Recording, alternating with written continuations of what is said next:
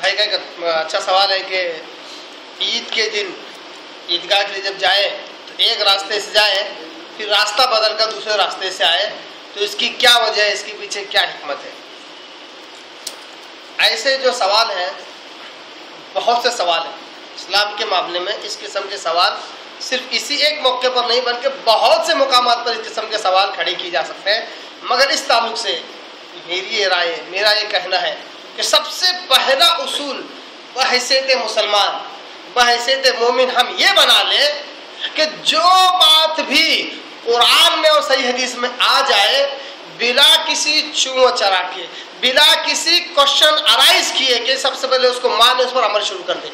یہ سب سے پہلا اصول ہونا چاہیے. سب سے پہلا اصول کیا ہے؟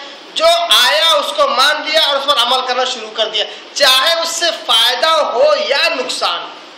اسلام کے تعلق سے یہ شرط نہ لگائی جائے کہ یہ اگر اسلام کا عمل ہے تو اس سے فائدہ ہی ہوگا، نقصان نہیں ہونا چاہیے. اگر نقصان ہوا تو وہ اسلام کی بات نہیں ہے. یہ اصول بالکل غلط ہے. ہو سکتا ہے، ممکن ہے ایسا ہے کہ اسلام کسی بات پر عمل کیا جائے اور آپ کو نقصان ہو، مگر پھر بھی یہ ہماری آزمائش ہے، ہمیں اسلام کو نہیں چھوڑنا ہے.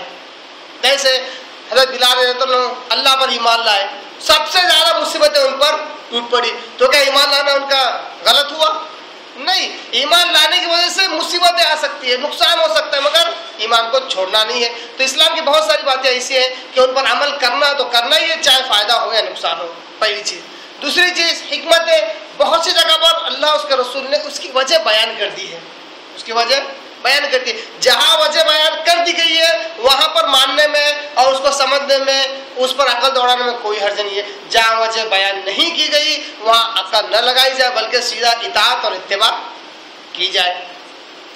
تیسرا، اس حدیث کے تعلق سے کہ آپ صلی اللہ علیہ وسلم راستہ بدل کر آتے تھے، کوئی خاص حکمت حدیثوں میں نہیں بیان کی گئی کہ کیوں آپ صلی اللہ علیہ وسلم ایسا کرتے تھے.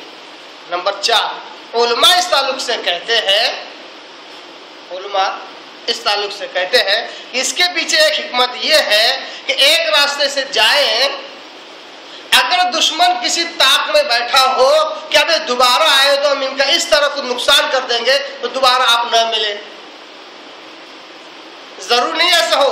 علماء نے بعض علماء نے اس پر اس قسم کا قیاس کر کے یہ اس کی حکمت یہ بتلائی ہے. وجہ کیا ہے؟ قرآن مجید میں حضرت کون ہے؟ یعقوب علیہ السلام اپنے بیٹوں کو کہتے ہیں کہ بیٹو جب تم داخل ہونا شہر میں تو ایک ساتھ مت جانا، الگ الگ دروازے سے جانا. ایک ساتھ جاتے تو کیا نقصان تھا؟ حکمت یہ تھی کہ ایک ساتھ جانے پر یہ مجموعہ بڑا نظر آتا، ہو سکتا ہے لوگوں کی نظر لگ جاتی، ہو سکتا ہے لوگ حسد و جلن کا شکار ہوتے، یا اگر حملہ کرتے تو ایک ساتھ سب کو تباہ برباد کر دیتے، کوئی نہ بچتا. دیکھیے کتنی ساری وجوہات نکل سکتی ہیں. الگ الگ راستے سے الگ الگ دروازے سے داخل ہونے کا ایک فائدہ یہ ہوا، نقصان ہوگا تو کسی ایک یا دو کا ہوگا، اور کون لوگ ہیں کوئی آئیڈینٹیفیکیشن جلدی نہیں کر پائیں گے. اس طرح مسلمان اگر ایک راستے سے جائے، اس پر سے علماء کا یہ قیاس ہے، علماء کا یہ کہنا ہے، اگر ایک راستے سے جائے، اگر کوئی دشمن گھات میں بیٹھا ہو، دوبارہ اگر کوشش کرنا چاہے تو اس کو اس راستے پہ نہیں ملیں گے، دوسرے راستے ملیں گے. اب ظاہر سی بات ہے جو عیدگاہ شہر سے باہر ہوگا اس کے لیے بڑا لمبا راستہ ہوگا. ایک راستہ بالکل علیحدہ ہوگا، دوسرا راستہ اس سے بالکل ہی علیحدہ ہوگا. مگر ہمارے شہروں میں چونکہ مسجد میں جہاں عیدگاہ کی نماز ہوتی ہے، عید کی نماز ہوتی ہے، اس کا ایک ہی راستہ ہوتا ہے، تو ہم کوشش کریں کہ جب جائیں تو کسی بڑے راستے سے جائیں، شاہراہ سے جائیں، اور آتے ادھر گلیوں میں سے بھی آ جائیں تو کوئی حرج نہیں ہے. مقصد کہیں نہ کہیں راستہ بدلنا ہے، اس کو اگر پورا کر لیا جائے تو کافی ہے.